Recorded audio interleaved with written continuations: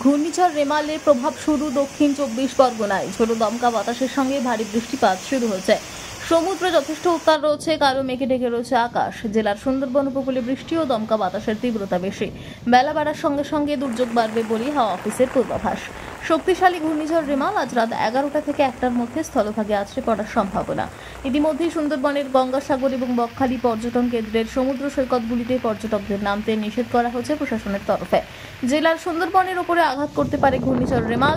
সাগর ও ক্যানিং এর উপর দিয়ে ঘূর্ণিঝড় বয়ে যাবে। সেই সময় ঝড়ের গতিবেগ ঘন্টায় 130 কিমির কাছাকাছি থাকতে পারে। সমুদ্র নদীতে ব্যাপক জলস্তর বাড়ার সম্ভাবনা। পূর্ণিমার কটালের জেরে এমনিতেই নদী ও সমুদ্রের জলস্তর বৃদ্ধি পেয়েছে। সুন্দরবন জুড়ে জলোচ্ছ্বাসের আশঙ্কা করা হচ্ছে।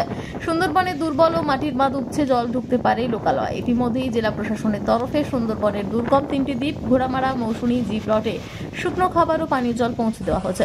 পরিস্থিতি পর্যালোচনা করে ওই এলাকার বাসিন্দাদের ফ্লাড সেন্টার স্কুলে তুলে নিয়ে যাওয়ার সিদ্ধান্ত নিয়েছে প্রশাসন। নদী এবং স্থলপথে চালানো হচ্ছে লাগাতার মাইকিং প্রচার।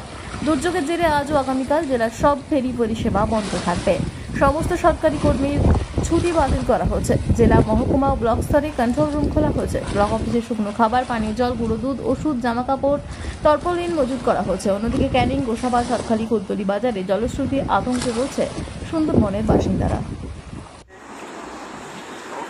রেমালের প্রভাবে আগামী দিনে সমুদ্র উত্তাল থাকবে। আপনারা নিরাপদ স্থানে চলে যান। সমুদ্রে কেউ নামবেন না। সমুদ্র এখন উত্তাল, সমুদ্রে তলিয়ে যাওয়ার সম্ভাবনা রয়েছে।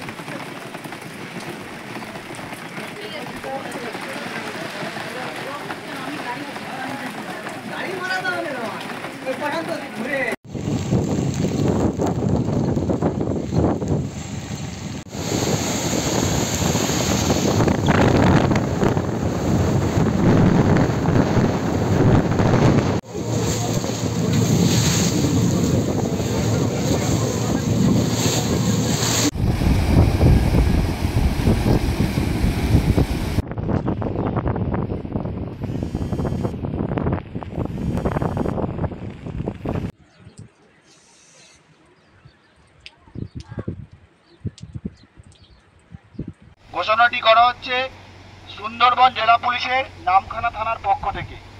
আলিপুর আবহাওয়া দপ্তরের ঘোষণা অনুযায়ী আজ শনিবার বিকেলের পর থেকে গভীর নিম্নচাপ এই বঙ্গোপসাগরে ঘনীভূত হবে এবং যার প্রভাবে আগামীকাল অর্থাৎ রবিবার থেকে প্রচণ্ড ঝড় বৃষ্টি হবে এবং যে ঝড় ঘূর্ণিঝড় রেমাল তা এই সমুদ্র এবং নদী পূর্ববর্তী এলাকাতে আছড়ে পড়বে। এই ঝড়ের 20 কিলোমিটার গতিবেগ হবে।